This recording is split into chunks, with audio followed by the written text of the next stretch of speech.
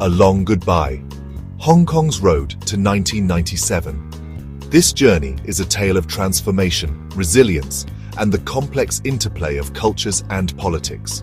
Hong Kong, an island city, a financial powerhouse, a place where skyscrapers touch the sky and the streets buzz with relentless energy.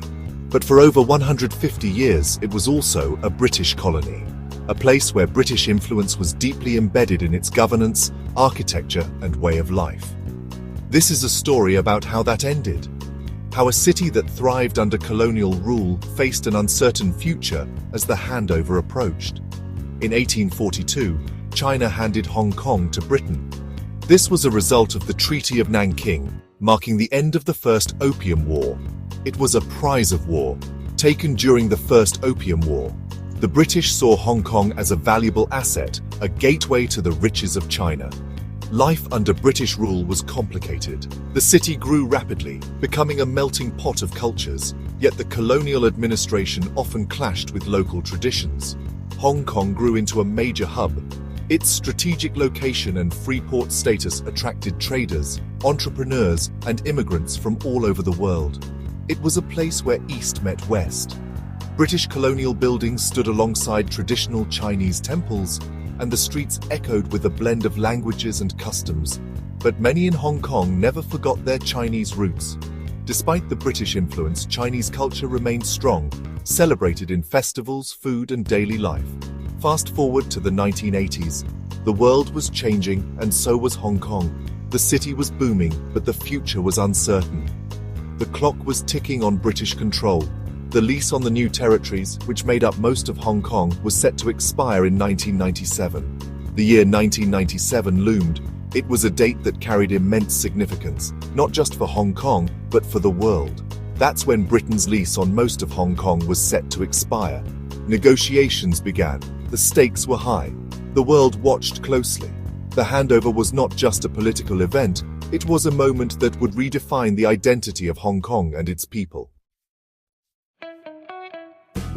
Two main figures took center stage. This was a pivotal moment in history, where East met West in a diplomatic dance that would shape the future of millions. For Britain, it was Prime Minister Margaret Thatcher. She was a formidable leader, known for her strong will and unyielding stance on many issues. Known as the Iron Lady, she was a tough negotiator. Her determination and resolve were evident as she navigated the complex political landscape. On the other side was Deng Xiaoping, China's paramount leader, a visionary who had already set China on a path of economic reform and opening up to the world. He was determined to see Hong Kong return to Chinese rule. His vision was clear, and he was unwavering in his pursuit of this goal. The agreement they reached was complex. It required careful negotiation and a deep understanding of both British and Chinese interests. It was called One Country, Two Systems. This innovative framework was designed to ensure a smooth transition and maintain stability in Hong Kong. Hong Kong would become a special administrative region of China. This status was meant to preserve its unique characteristics and way of life. It would keep its own legal system, its own currency, and its own financial institutions. This autonomy was crucial for maintaining confidence among residents and investors, and many of its freedoms. The people of Hong Kong were promised that their way of life would remain largely unchanged, for 50 years at least. This timeline was set to provide a period of stability and predictability, allowing Hong Kong to thrive under its new status. As 1997 approached, Hong Kong buzzed with uncertainty. Some residents were hopeful. They saw a chance for a new era. Others were fearful. They worried about China's intentions. Emigration soared. Many who could afford it sought foreign passports just in case. Meanwhile, preparations for the handover intensified. There were ceremonies to plan, speeches to write, logistics to manage. The world held its breath. The handover wasn't just about two places, it was about the end of an empire. Section 4, July 1st, 1997. The ceremony heard around the world. The day arrived. Rain lashed down on Hong Kong as the handover ceremony began. Prince Charles, representing Britain, lowered the Union Jack for the last time. Moments later, the Chinese flag rose, marking the start of a new chapter. It was a moment etched in history. Millions around the world watched, transfixed. For Britain, it was bittersweet. The sun was setting on their empire. For China, it was a triumph, a moment of national pride. Section 5. A New Dawn, Hong Kong after the handover. The immediate aftermath of the handover was surprisingly smooth. Life went on. Businesses operated. The streets were still bustling, but things were different. There was a new flag flying, a new anthem playing. The People's Police were on the streets. Economically, Hong Kong faced challenges. The Asian financial crisis hit in 1997 to 98, testing the city's resilience. But Hong Kong, ever adaptable, weathered the storm. Section 6.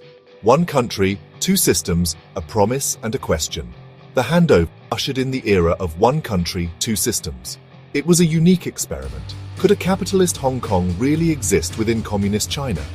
The early years were cautiously optimistic. Hong Kong maintained its freedoms, its distinct identity. But doubts lingered. Over time, concerns grew about Beijing's influence. There were protests, calls for greater democracy. The umbrella movement of 2014, demanding universal suffrage, was a sign of growing unease. Section 7. Hong Kong's future, legacy of the handover. The handover of Hong Kong remains a pivotal event in modern history. On July 1, 1997, the world watched as the British flag was lowered and the Chinese flag was raised, symbolizing the end of over 150 years of British colonial rule. It marked the end of British colonialism and the beginning of a new era under Chinese sovereignty. This transition was not just a change of flags, but a significant shift in political and cultural dynamics. The handover reshaped the relationship between China and the West, creating a unique blend of Eastern and Western influences in Hong Kong. Diplomatic negotiations and agreements were made to ensure a smooth transition, and it continues to shape the lives of millions in Hong Kong. The city's vibrant culture, bustling economy, and unique legal system are all legacies of this historic event. However, the one country, two systems principle, which was meant to guarantee Hong Kong a high degree of autonomy, faces an uncertain future. Protests and political rallies have become a common sight as residents express their concerns and aspirations. The world is watching closely to see if China will keep its promise to maintain Hong Kong's unique status. International news coverage and diplomatic discussions continue to highlight the importance of this issue. The legacy of the handover is still being written. As Hong Kong navigates its future, the memories of 1997 remain fresh in the minds of its people. Only time will tell what the next chapter holds for Hong Kong. The city's journey is far from over, and its story continues to unfold with each passing day.